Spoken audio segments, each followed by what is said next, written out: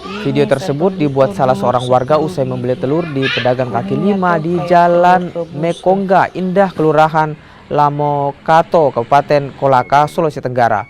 Telur tersebut tak memiliki putih telur dan hanya kuning telur. Atas temuan itu, warga kemudian menyampaikan hasil temuannya yang diduga telur palsu tersebut ke Dinas Kesehatan untuk kemudian diteliti lebih lanjut. Setelah ada laporan tadi bahwa ada telur yang aneh ya, maksudnya tidak normal, terjadi oleh warga yang membeli telur di pasar, terus dilaporkan ada kelainan, maka tim surveillance dari Dinas Kesehatan langsung turun.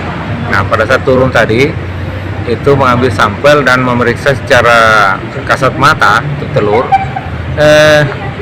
Untuk sementara bisa disimpulkan bahwa ternyata sebetulnya tidak ada masalah, hanya sepertinya karena kena panas yang terlalu, itu untuk sementara ya, tapi sampelnya itu tetap kami kirim.